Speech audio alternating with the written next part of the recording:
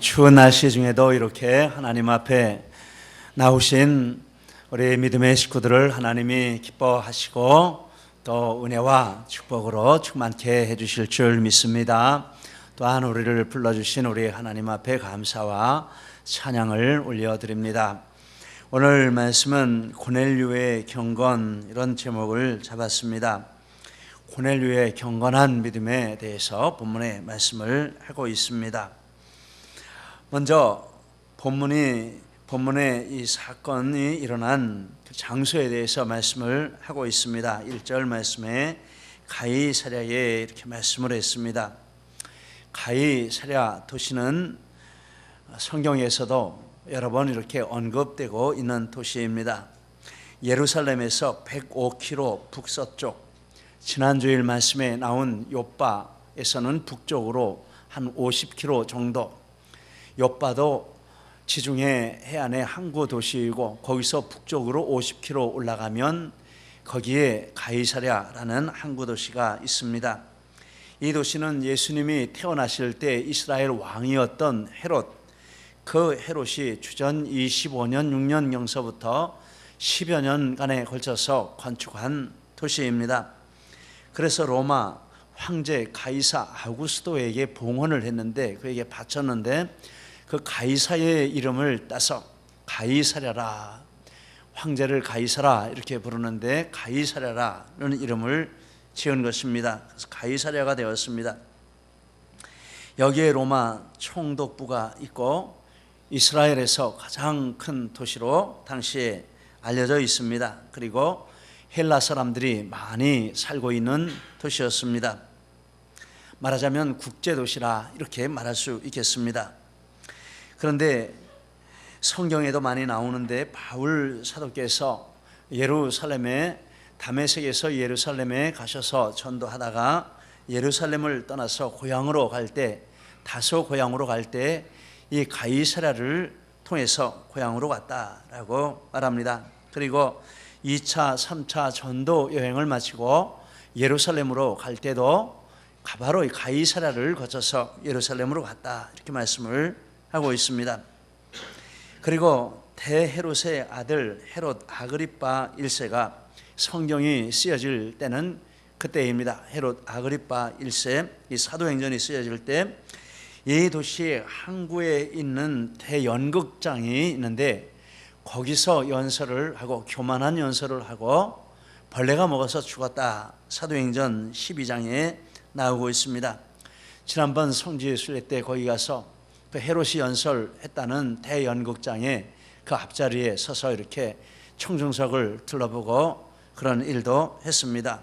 여기서 헤롯이 교만한 연설을 했구나, 겸손했다면 얼마나 좋았을까, 그런 생각을 하면서 그 자리에 서보았습니다. 그리고 필립 집사님이 전도 사역을 마친 후에 이 도시에 정착을 했고, 바울 사도께서 3차 선교 여행을 마치고 로마로 갈 때 그를 영접해서 여러 날 동안 함께 머물며 교제한 도시가 바로 이 가이사랴 도시입니다. 그리고 바울 사도께서 최후로 로마로 갈 때 이곳에서, 예루살렘에서 체포되어서 천부장이 이곳으로 보내서, 여기 총독부가 있기 때문에 여기서 2년 동안 감옥에 구류되어 있으면서 총독들에게, 벨릭스, 베스도 이런 총독들에게 변론하면서 복음을 전하고 헤롯 아그리파 2세에게 변론하면서 복음을 전한 곳이 이곳입니다. 그리고 여기 항구에서 배를 타고 로마로 떠난 것입니다. 그 항구도 둘러보았는데 당시에 굉장히 큰 항구라고 합니다. 300척의 배들이, 지금 이런 항공모함 이런 건 아니겠죠. 그 당시에 크다고 하는 그런 범선, 이런 배들이 300척이 동시에 그 항구에 접안할 수 있는 이런 규모라, 이렇게 설명하시는 분에게 말씀을 들었습니다. 이렇게 중요한 도시가 이 가이사랴라고 하는 도시인데, 그래서 이 고넬료라고 하는 이 사람이 여기 있는 부대에 주둔을 하고 있는 상황이었습니다. 1절 말씀에 고넬료라 하는 사람이 있으니 이달리아 부대라 하는 군대의 백부장이라. 군대라 하는 말은 군단의 10분의 1, 군단은 6천 명으로 구성이 되어 있습니다. 10분의 1이니까 600명 정도 되겠죠. 특별히 그 로마 부대의 가장 기본적인 그 중심되는 부대가 보병 부대인데, 이 보병 부대를 나타내는 단어입니다. 600명 단위의 보병 부대, 지금으로 말하면 보병 대대 정도 되겠죠. 그 보병 대대에서 중대장 정도 되는 계급이라 이렇게 볼 수 있습니다. 그런데 지금 중대장하고는 차원이 다릅니다. 시오노 나나미 여사가 쓴 로마인 이야기 2권 95페이지 이하에 보면 백부장에 대한 설명이 나오고 있습니다. 로마 군대의 전투 편제는 큰 규모의 전투를 할 때는 이 군단으로 싸웁니다. 군단을 3줄 이렇게 행대로 배치를 해서 싸우는데, 그런데 그 군단의 핵심이 이 대략 120명씩 40중대, 그리고 60명씩 20중대, 이렇게 해서 군단이 6,000명이 됩니다. 그 6,000명 중에 핵심이 이 100인대인데, 그래서 개별적인 전투 단위는 이 100인대가 중심이 돼서 싸운다라는 것입니다. 그리고 이 100인대의 지휘관이 백부장이죠. 백인 대장으로 원래는 불렸는데 성경에서는 백부장으로 말씀을 하고 있습니다. 백부장인데, 우리는 나라에서 훈련해 가지고 이렇게 지휘관으로 세우지만 로마 그 당시에는 그 군인들이 뽑는다는 것입니다. 우리 백부장 지휘관은 이 사람으로 합시다. 그래서 투표해 가지고 그렇게 뽑아 가지고 세우기 때문에 그 부대원들의 충성도가 굉장히 높았다라고 말씀을 합니다. 그리고 60명인데 군단에 이 백부장이 60명인데 60명 중에서 투표를 해서 상위 12명이 집정관, 최고 사령관이죠. 그 군단의 최고 사령관이 전략회의를 할 때 참여해서 같이 전략을 짜고, 거기는 고급 장교 12명, 그리고 기병대장 1명, 외국인 용병 지휘관 1명, 이렇게 구성이 되는데 거기 12명이 참여해서 같이 전략을 짜고 발언을 하고, 이렇게 상당한 지위에 있는 사람이 백부장이라고 설명을 했습니다. 그리고 이 백부장은 중류층 이상 상류층 출신이고, 그들이 로마의 최고 결정 기관인 민회가 있는데, 민회, 지금으로 말하면 국회가 되겠죠. 국회에 과반수를 차지하는, 그래서 로마의 방향과 정책과 국가의 방향, 이런 것들을 결정하는데 절대적인 영향을 끼치는 계급 출신이라고 말을 했습니다. 그래서 이들은 자기들이야말로 로마 군단의 핵심이라는 자부심으로 충만한 전사들이었다, 이렇게 설명을 하고 있습니다. 그리고 이달리아 데라라고 했습니다. 부대 이름이 이달리아 데라, 이탈리아죠. 그런데 이탈리아 출신으로 구성된 특별한 부대입니다. 그런데 이 이탈리아 대는 특별히 로마 시민권자들로만 구성이 되어 있다, 이렇게 주석을 보니까 설명을 했습니다. 바울 사도를 체포한 천부장이 로마 시민권자입니다. 근데 그 사람은 돈을 주고 샀습니다. 바울은 나면서부터 로마 시민권자입니다. 그 시민권 가지고 비교를 합니다. 나는 나면서부터 시민권인데 당신은 뭐요? 그러니까 나는 사면서부터 시민권인데, 그러면서 천부장이 기가 죽어가지고 바울 사도 앞에서 쩔쩔매는 내용이 성경에 나오고 있습니다. 그런데 이탈리아 출신이니까 나면서부터 대대로 로마 시민권을 가진 사람들인데, 그 사람들만 뽑아가지고 이렇게 백인대를 만들었고, 그 백인대의 대장, 600인대를 만들었겠죠. 600인대, 그 600인대 중에서 백인대의 대장으로 근무하는 사람이 이 고넬료라고 볼 수 있습니다. 이런 배경을 참고로 하면 고넬료가 정말 로마 군대 중에서 엘리트 중에 엘리트고, 장래에 어떤 인물이 될지 모르는 그런 사람이다 하는 것을 알 수 있습니다. 세상적으로 대단한 그런 축복을 받은 사람이죠. 그런데 고넬료는 영적으로도 축복을 받았습니다. 2절 말씀에 그가 경건하여 온 집안과 더불어 하나님을 경외하며 백성을 많이 구제하고 하나님께 항상 기도했다라고 했습니다. 고넬료는 경건하고 온 집안으로 함께 하나님을 경외했습니다. 경건이라는 말은 하나님이 어떠하심을 알고 그 하나님 앞에서 두려워 떠는 그런 마음의 자세를 가리키는 단어입니다. 경외라고 하는 것은 그 두려움 중에도 하나님을 존경하고 공경하고 마음과 뜻과 정성을 다해서 섬기는 그 자세를 가리키는 것이라, 이렇게 그 단어 뜻이 그렇습니다. 이렇게 보면 하나님이 어떠하신 것을 바르게 알지 못하면 우리는 경건할 수도 없고 하나님을 경외할 수도 없습니다. 여러분, 우리가 왜 경건하지 못한 신앙생활을 합니까? 왜 하나님 앞에 경외하지 못하는 그런 신앙생활을 합니까? 하나님을 모르기 때문이라, 이렇게 말할 수 있습니다. 그래서 옥하는 목사님 제자훈련 교재 2권에 보면 2과가 하나님은 누구신가, 이런 제목으로 나와 있습니다. 이 2권은 신앙의 뼈대를 세우는 아주 중요한 내용들로 구성되어 있는데, 그 첫 번째는 성경이 무엇인가, 그 다음에 두 번째가 하나님이 누구신가, 그러면서 하나님의 어떠하신 분이신지를 성경을 인용해서 말씀을 하고 있는데, 몇 가지 읽어드리면 시편 90편 2절에 산이 생기기 전, 땅과 세계도 주께서 조성하시기 전 곧 영원부터 영원까지 주는 하나님이시니이다. 천지가 창조하기 이전에서부터 그 이후 영원까지 하나님은 영원히 계시는 하나님이시다 라고 말했습니다. 예레미야 32장 27절, 내게 할 수 없는 일이 있겠느냐, 하나님은 전능하신 하나님이시라 라는 뜻입니다. 그리고 역대상 29장 11절 12절, 위대하심과 권능과 영광과 승리와 위엄이 다 주께 속하여 싸우니 천지에 있는 것이 다 주의 것이로소이다. 여호와여 주권도 주께 속하여 싸우니 주는 높으사 만물의 머리심이니이다.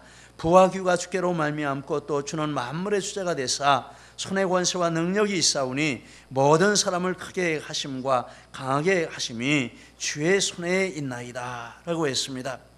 고넬료가 하나님이 이러하신 분임을 알고 그 지식에 근거해서 하나님께 경건하게, 그리고 하나님을 경외하는 믿음 생활을 하고 있었다라는 뜻입니다. 그리고 이렇게 하나님을 알면 당연히 가져야 하는 마음 자세가 경건과 경외입니다. 신명기 10장 12절 13절, 이스라엘아, 내 하나님 여호와께서 내게 요구하시는 것이 무엇이냐, 곧 내 하나님 여호와를 경외하여 그의 모든 도를 행하고 그를 사랑하며 마음을 다하고 뜻을 다하여 내 하나님 여호와를 섬기고 내가 오늘 내 행복을 위하여 내게 명하는 여호와의 명령과 규례를 지킬 것이 아니냐. 고넬료가 바로 이런 사람이었다라고 알 수 있습니다. 우리의 믿음도 이렇게 되시기를 예수님 이름으로 축복합니다.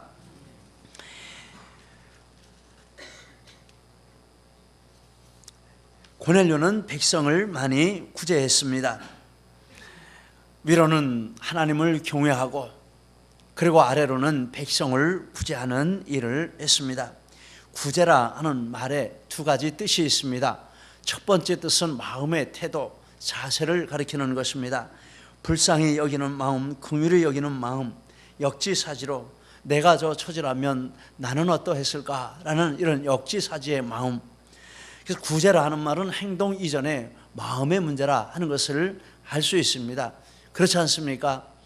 정말 마음이 긍휼히 여기는 마음이 있고 배려하는 마음이 있고 같은 동질의 마음을 가져야 거기서 나오는 이런 행동도 온전한 행동이 될 수 있는 것이죠. 그런 마음이 없으면 오히려 받는 사람이 상처를 받고 주면서도 유익이 없고 그렇게 될 것입니다. 그래서 이 구제라 하는 말의 원래 뜻은 불쌍히 여긴다, 긍휼히 여긴다, 나를 그 위치에 놓고 본다, 이런 의미가 있습니다. 그리고 두 번째 뜻으로는 이 구제라는 우리 단어가 나타내는 것처럼 행동으로 남을 도와주는 이런 것을 가리키는 것입니다. 그런데 고넬료는 많이 구제했다라고 말씀을 했습니다. 마음이 가니까, 얼마든지 마음이 가니까 할 수 있는 것이죠. 그래서 많이 구제했다, 이런 말이 따라온 것입니다. 앞부분에 보면 다비다, 지난주 말씀에 나오는 다비다도 그랬습니다. 9장 36절에 요바의 다비다라 하는 여제자가 있으니 이름을 번역하면 돌아가라, 선행과 구제하는 일이 심히 많더니. 돌아가에 대해서는 한 단어가 더 붙었습니다. 심히 많다라고 했습니다. 그런데 이 심히 많다라는 말은 가득하다, 충만하다, 충분하다, 완전하다라는 뜻입니다. 즉 다비다의 선행과 구제하는 그 마음의 자세와 또 그 행동으로 나타나는 그 분량이 사람에게는 물론 하나님 보시기에 가득하고 완전하고 충만하고 그럴 정도로 다비다의 이 구제 사역이 탁월했다라는 뜻입니다. 하나님이 기쁘게 받아주시고 인정해 주시는 그런 구제를 했다라는 뜻입니다. 고넬료도 그런 줄 믿습니다. 그리고 이것이 참 경건을 우리의 삶 가운데 나타내는 중요한 한 부분이라 하는 것을 알 수 있습니다. 야고보서 1장 27절에 하나님 아버지 앞에서 정결하고 더러움이 없는 경건은 곧 고아와 과부를 그 환난 중에 돌아보고 또 자기를 지켜 세속에 물들지 아니하는 이것이니라.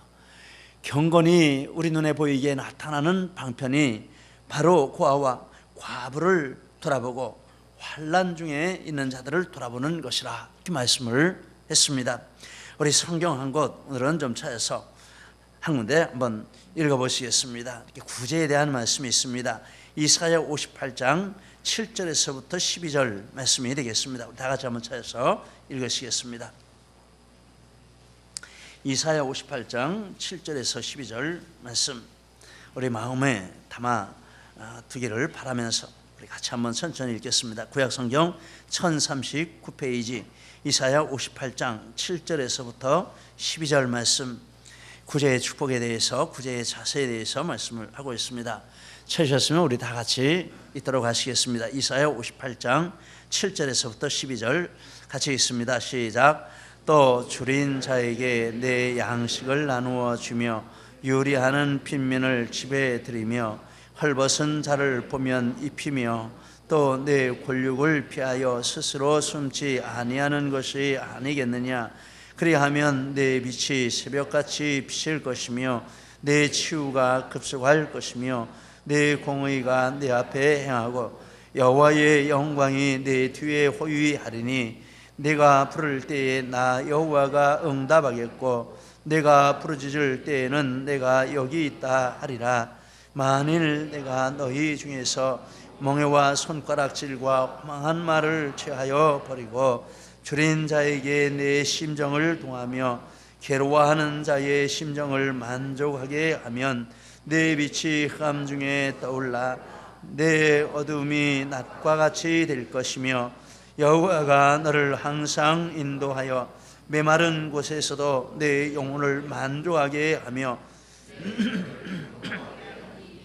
너는 물된 동산 같겠고 아니하는 샘 같을 것이라.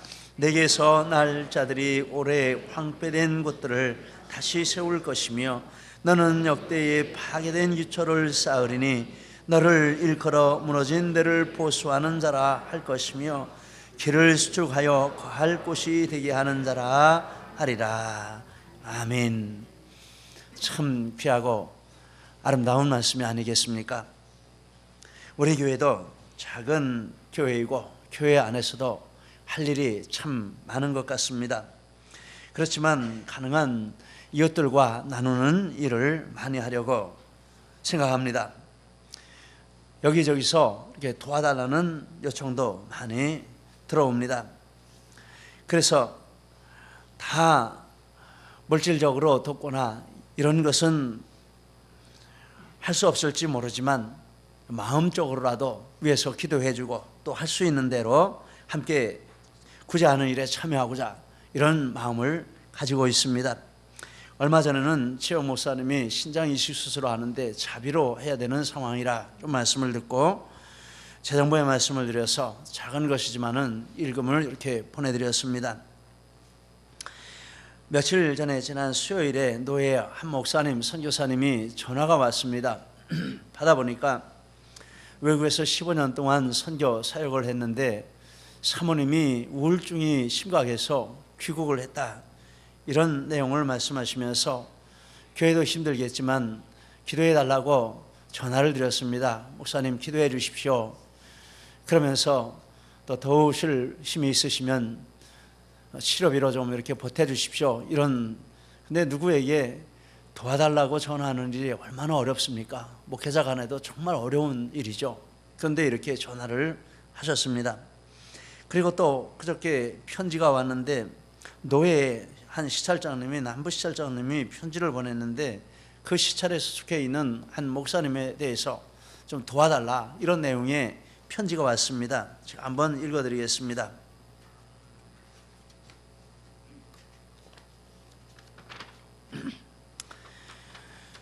주님의 이름으로 문안 인사드립니다. 목회하시느라 바쁘신데 이런 서신드려 죄송합니다. 노예사나 남부시찰 관내에 어려운 목회자 동료가 있어 소개해드리며 보조를 요청합니다. 현황: 98년에 전도사 때 부임하여 지금까지 20여 년간 목회에 전념하며 자녀 3명과 5명의 식구가 열심히 노력했지만 현재의 교인 현황은 10명 미만, 교세로 대학생 2, 고등학교 자녀 1, 자녀들과 매우 어려운 생활을 하는 모습을 본 시찰장으로서 도울 수 있는 방법으로 교회에 요청 호소하는 바입니다. 지난 4년간 교회 부지 문제로 재판에 걸려 가족의 건강까지도 해치는 상황까지 이르러 재판 중 사택마저 철거당하고 가족이 살 길이 없어 교회 건물 뒤쪽에 기거할 곳을 저와 노회 사나 목사님의 도움으로 방을 수리해 드렸으나 목사님과 사모님이 알바도 하며 생활하는 모습을 보면서 당장 자녀들 학비, 생활비 등등 도움이 절실히 필요해서 목사님 교회에 도움을 요청하오니 시간 나실 때 위조서로 방문해 보시고 2019년도부터 대곡교회에 도움의 손길을 주셨으면 하고 간곡히 부탁을 드립니다. 이렇게 왔습니다. 그리고 전화도 종종 옵니다. 장애인 단체 같은 데서 도와달라. 그러면 이제 종이컵을 사는데 한 박스에 5만 원이라고. 그래서 전화가 와서 받으면 그거를 거절하기가 참 어렵더라고요. 좀 보내주세요. 그러면은 막 권사님들이 막 뭐라 그럽니다. 10,000원이면 사고 8,000원이면 사는데 5만 원씩 가지고 사냐고, 한 번 사면 됐지 계속 사냐고. 그래도 못 들은 척하고 그냥 이렇게 또 연락 오면 또 보내라고 하고 이렇게 합니다. 그래서 이런 요청들이 자꾸 올 때 이 이사야 58장 9절 말씀해 보니까 허망한 말을 하고 손가락질을 하고 그런다고 하는데 자칫 잘못하면 그렇게 되기도 쉽습니다. 올해도 죽겠는데 뭘 자꾸 이렇게 도와달라고 하고 여기저기서 오니 정말 귀찮다 하고 들으려고도 하지도 않고 오는 거 보려고도 하지도 않고, 그리고 교도소에서도 여러 군데서 또 교도소에서 옵니다. 어떻게 주소를 아는지 모르겠어요. 그러나 다 도울 수는 없지만은 하나님 앞에 할 수 있는 대로, 하나님이 마음 주시는 대로 이런 일에 참여하는 것이 교회의 본분이고, 또 이렇게 도울 수 있는 그런 능력이 있다고 하나님이 판단하시기 때문에 이렇게 편지도 보내게 하시는 줄 알고 하여튼 할 수 있는 대로 해보자, 이런 마음을 가지고 있습니다. 생각해 보면 주는 것이 받는 것보다 1000배 만배 나은 것이죠. 그렇지 않습니까? 고넬료는 하나님께 항상 기도했다라고 말씀합니다. 고넬료는 기도했습니다. 메시지 성경에 보니까 기도하는 습관을 가지고 있는 사람이라, 리빙 바이블에 보니까 기도의 사람이라, 주변 사람들이 이 고넬료가 기도하는 것을 인정해주는 그런 기도가 살아있는 사람이었습니다. 기도를 나타내는, 고넬료가 항상 기도했다라는 그 기도를 나타내는 단어가, 성경에는 기도를 나타내는 단어가 여러 가지가 있는데 여기에 나오는 고넬료의 기도에 대한 이 기도라는 단어는 요청한다, 간청한다, 구걸한다, 이런 뜻이 있습니다. 즉 고넬료는 하나님 앞에 기도할 때마다 가서 요청하는 기도를 드렸다라는 거죠. 구걸할 정도로, 정말 구걸하는 사람이 구걸해서 받지 않으면 죽을 것 같으니까 구걸하지 않습니까? 그런 마음으로 하나님 앞에 나가서 고넬료가 이렇게 간청하는 기도를 드렸다. 무엇을 간청했을까?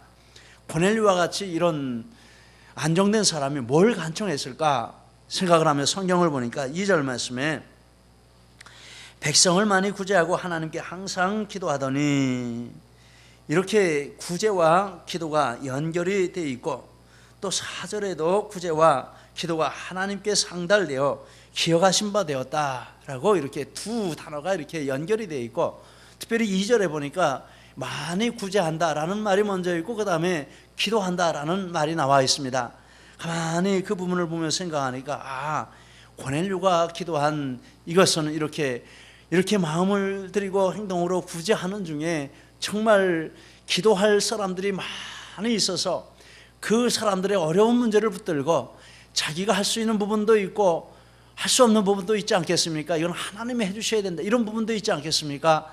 그래서 그런 부분들을 붙들고 자기가 돕는 그 사람들, 아는 사람들의 어려운 문제를 붙들고 나가서 하나님 앞에 이렇게 이 사람들 도와달라고 씨름하며 하나님 앞에 기도했겠구나, 이런 생각을 하게 되었습니다.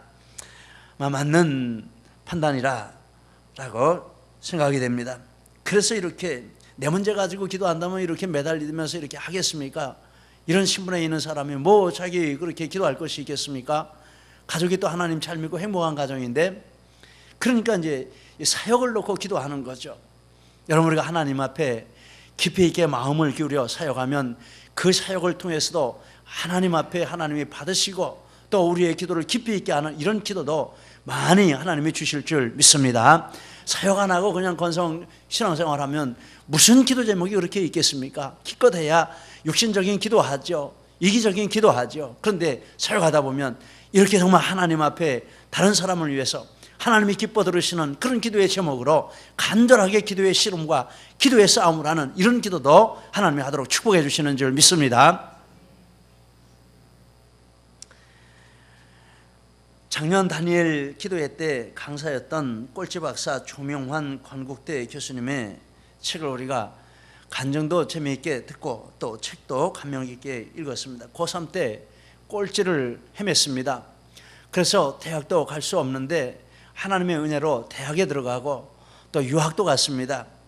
근데 하나님께 기도하면서 하나님이 이렇게 큰 마음을 주셔서 유학을 갔는데 영어를 몰라요. 알파벳도 간신히 읽을까 말까. 근데 어쩜 배짱으로 유학을 갔습니다.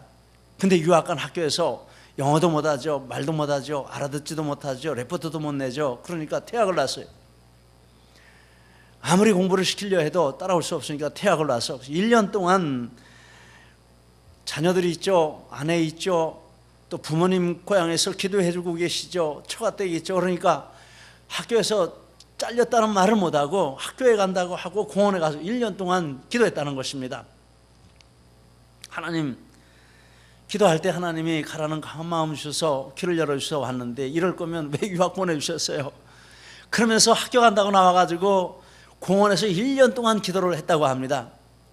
근데 어쨌거나 결과를 보면 미국에서 대학을 졸업하고 스탠퍼드 대학, 실리콘밸리 이런 곳에서 연구를 하고 또 메릴랜드 대학에서 박사학위를 받고 하버드 케네디 스쿨에서 석사학위를 받고 그리고 면역학 생체학 박사학위를 받아가지고 한국에 들어와서 건국대학교 교수가 되고 아시아 태평양 에이즈학회 회장이 되고 대한민국을 움직이는 500인에 선출이 되고 건국대학교 최고의 교수 상을 받고 기타 등등 엄청난 이런 활동을 하고 있는 것을 그 책을 통해서 알 수 있습니다. 참 기적이고 놀랍죠. 저는 우리 젊은이들도 이런 꿈을 품고 지금 나의 모습을 보는 것이 아니라 하나님 안에서 얼마든지 하나님이 하시면 할 수 있다는 이런 비전을 가지고 나가는 우리 젊은이들이 많이 나오면 참 좋겠다 하는 생각을 합니다. 그런데 어떻게 이분이 그렇게 되었습니까? 이런 여러 위기를 만나고 극복할 수 있었던 그런 원인이 있었는데 조명환 이 박사님이 미국에 양어머니가 있습니다. 수양을 맺어서 양어머니가 아니고 자기가 그렇게 양어머니라고 부르는데 에드나라고 하는 여성도입니다. 그런데 이분이 6.25 전쟁 후에 6.25 남침 전쟁 후에 우리나라 남한에 이렇게 고아들도 많고 어려운 가정이 많아가지고 미국에서 교회에서 이렇게 한 기관을 만들어가지고 통해서 우리나라에 많은 원조를 해주었는데 그렇게 1대1로 지정을 해서 우리나라 지금 외국에 하지 않습니까?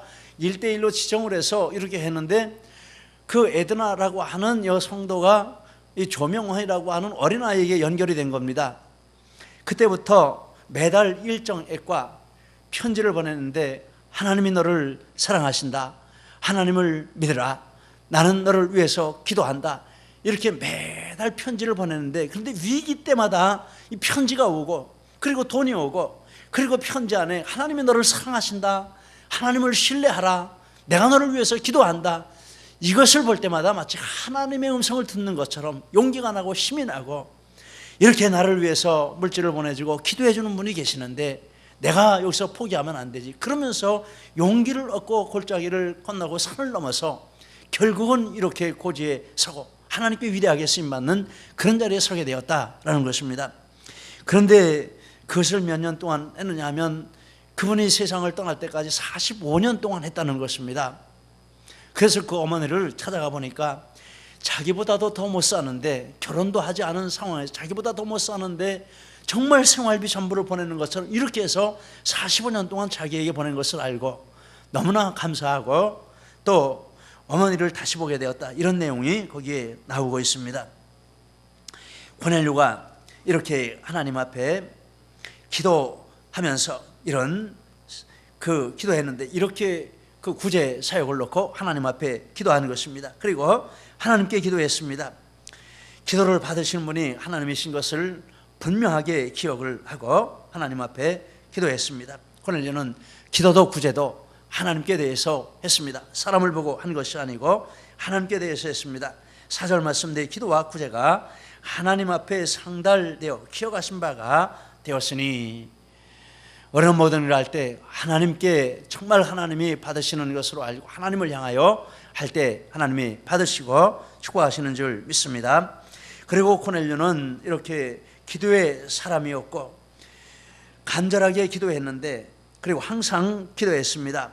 항상 하나님께 기도했습니다. 3절에 보면 고넬료가 제9시 기도 시간에 천사를 만났습니다. 하나님이 보내신 사자를 만났습니다.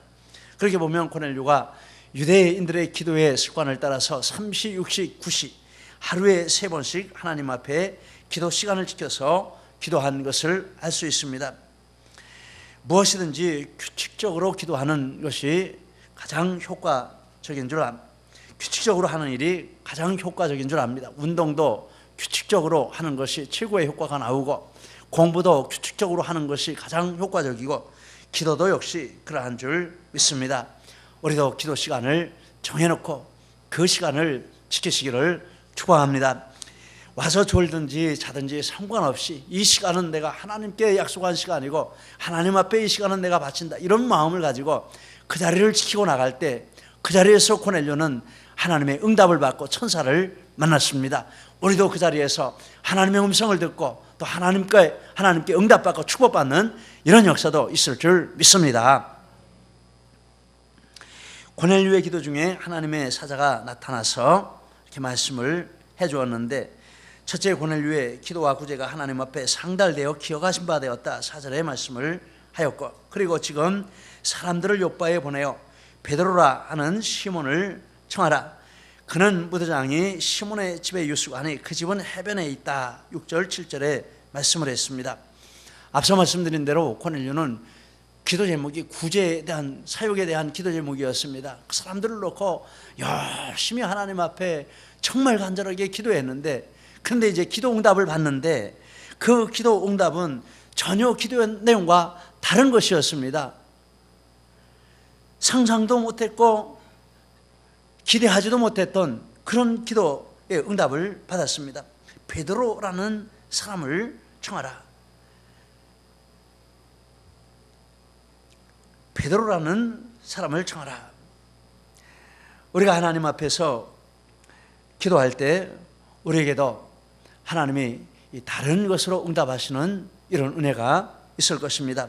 그런데 그 다른 것이 무엇입니까? 베드로를 청하라 하셨는데 나중에 뒤에 보면 이 고넬료가 그리고 그 가족과 친구들이 성령 받는 그 사건이 나오고 있습니다. 즉 베드로를 청하라 하는 것은 내 기도와 구제가 하나님 앞에 상달되었으니 이제 내가 네게 성령을 부어주겠다, 이런 뜻이 되겠습니다. 하나님께서 우리에게 응답해 주시는 최고의 기도 응답은 성령을 부어주시는 것인 줄 믿습니다. 할렐루야. 여러분 정말 그렇게 믿으십니까? 할렐루야. 마태복음 7장에 보면 기도하면 좋은 것으로 주겠다, 그렇게 말씀합니다. 육신의 아버지도 좋은 것을 줄 텐데 하늘 아버지가 좋은 거 안 주시겠냐? 그런데 누가복음 11장에 보면 똑같은 본문인데 성령을 주겠다, 이렇게 말씀하셨습니다.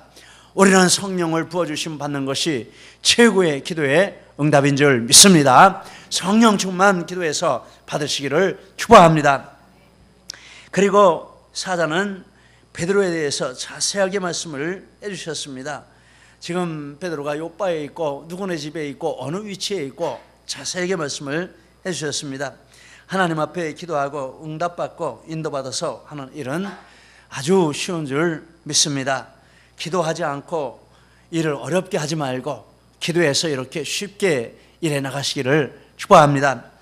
그리고 하나님 고넬료는 부하 중 경건한 자를 불러서 이를 다 말하고 요바로 보냈습니다. 즉시 순종한 것입니다. 그런데 하나님께서 고넬료에게 그냥 베드로를 부르라 그것만 했지 다른 내용은 말씀해 주지 않으셨습니다. 베드로가 와서 뭘 할 것인지 어떤 목적으로 부르라고 하시는 것인지. 근데 고넬료는 그대로 순종했습니다. 아는 만큼 말씀하신 만큼 순종하고 그리고 순종해서 나아갈 때 하나님이 하시는 것을 볼 수 있습니다. 다 알지 못해도 순종할 수 있는 줄 믿습니다. 아는 만큼만 순종하면 그 나머지는 하나님이 하시는 줄 믿습니다.